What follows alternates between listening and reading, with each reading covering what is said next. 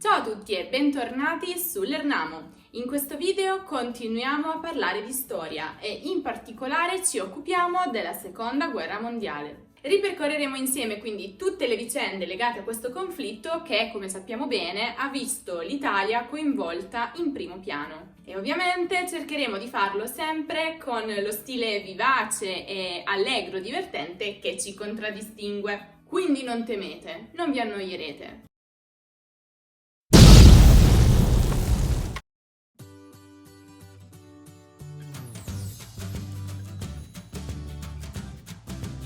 La Seconda Guerra Mondiale scoppia il 1 settembre 1939, quando un certo Adolf Hitler, dittatore della Germania, non sapendo come passare il tempo, decide, pensate un po', di invadere la Polonia. L'invasione illegittima della Polonia costringe Francia e Gran Bretagna, per via di alcuni accordi stipulati qualche anno prima, perché meglio prevenire che curare, a dichiarare guerra alla Germania. Tuttavia, l'invasione della Polonia è molto rapida, una botta e via. Infatti sarà conquistata in appena 20 giorni, grazie alla strategia militare tedesca nota come guerra lampo, Blitzkrieg, caratterizzata da attacchi rapidi e violenti, mediante l'uso di tutti i mezzi bellici a disposizione. 20 giorni per conquistare la Polonia? Caspita, e pensare che io in 20 giorni non riesco neanche a preparare un esame di letteratura? Sono cambiati i tempi.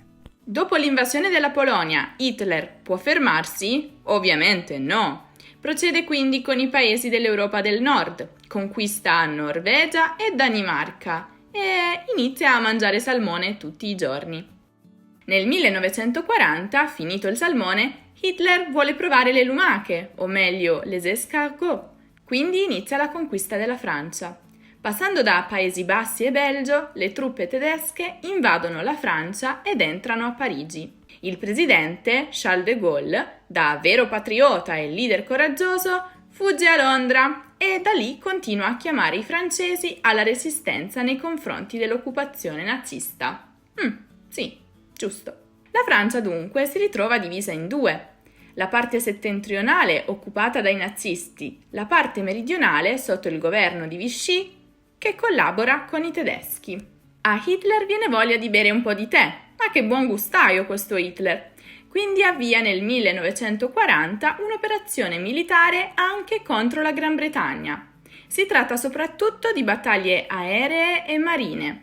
Londra, Coventry e Birmingham sono solo alcuni dei luoghi che vengono devastati dai bombardamenti tedeschi. Tuttavia, la determinazione degli inglesi, guidati da Winston Churchill, impedisce ai tedeschi di conquistare l'isola e costringe Hitler a rimandare l'occupazione della Gran Bretagna, che di fatto non avverrà mai. Boom! No, scusate, ma l'Italia? Dove si trova l'Italia in tutto questo? Che divertente. Per quanto riguarda l'Italia, nonostante sia alleata con la Germania, non entra da subito nel conflitto. No, perché si sa, noi italiani non siamo mai puntuali, arriviamo sempre dopo a tutto.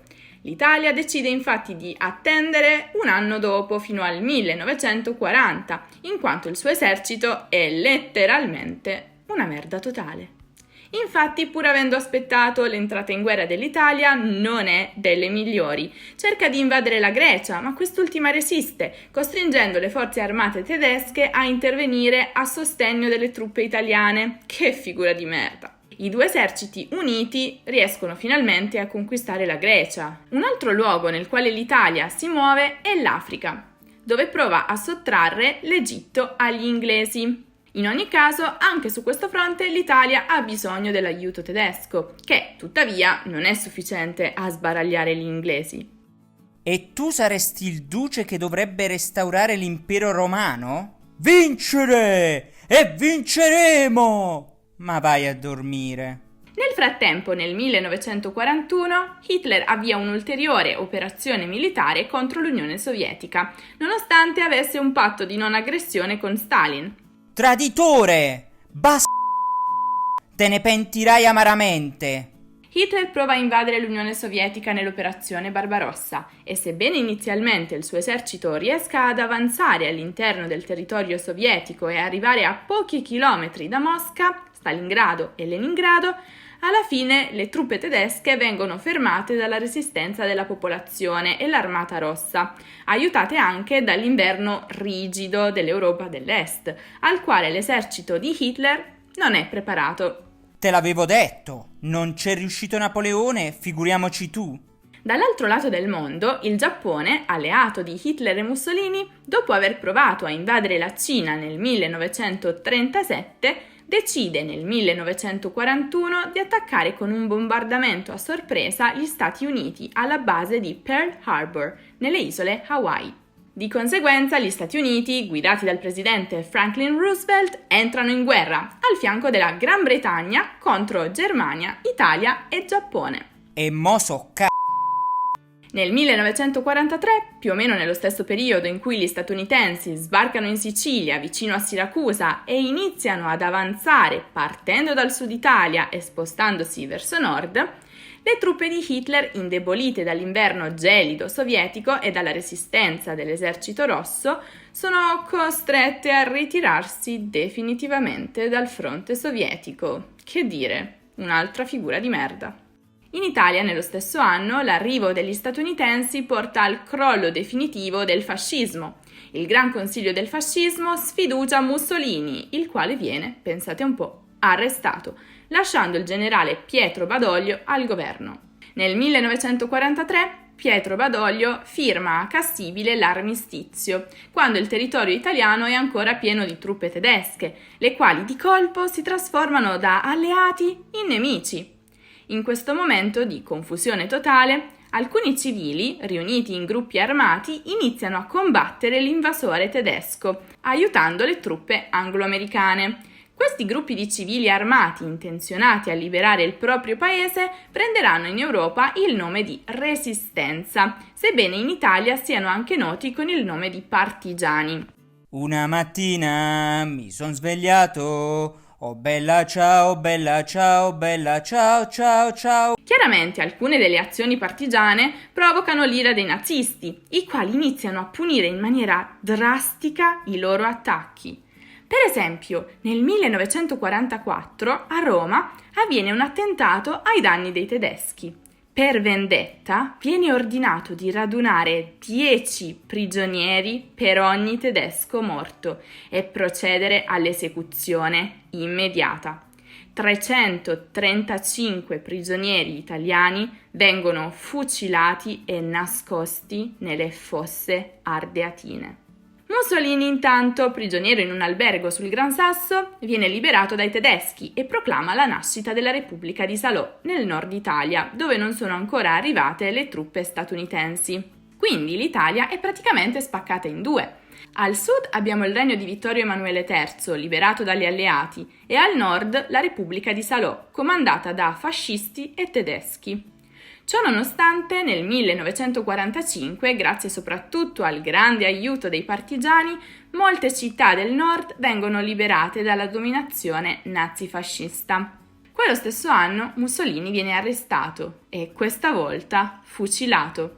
Il suo corpo, esposto in piazzale Loreto a Milano, viene preso di mira dalla popolazione che ne fa uno scempio. Gli statunitensi, sbarcati anche sulle coste francesi della Normandia nel 1944, con più di 100.000 soldati, liberano anche la Francia, lasciando la Germania praticamente circondata da anglo-americani e sovietici. Berlino viene bombardata e Hitler, ormai sconfitto, si rifugia nel suo bunker e il 30 aprile del 1945 si suicida. Signore e signori, è stato un piacere. Ora tolgo il disturbo. A questo punto mi sembra doveroso aprire una piccola parentesi su uno dei crimini più atroci di cui si macchiano tedeschi e italiani, il genocidio degli ebrei. Dal 1942 i nazisti, con la complicità dei fascisti, iniziano a sterminare gli ebrei, usando principalmente camere a gas, attraverso quella che è nota come soluzione finale. Questo genocidio è ricordato come Olocausto. In ogni caso, nonostante ci sarebbe molto da dire su questo argomento, ho deciso di non trattare la questione in questo video, ma se volete saperne di più e allo stesso tempo praticare il vostro italiano, vi consiglio la lettura della straordinaria opera di Primo Levi, Se questo è un uomo. Vi ho lasciato il link di affiliazione Amazon nella descrizione.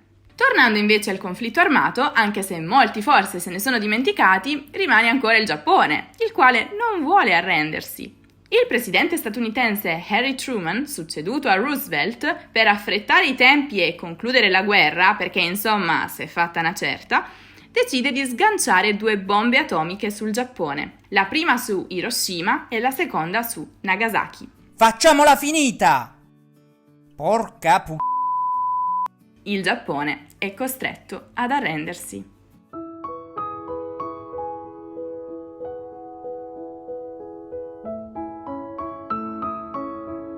Ehi, vi è piaciuta questa lezione di storia? Scommetto che molti di voi si staranno chiedendo come ha fatto un pelatone come me a diventare dittatore del Regno d'Italia.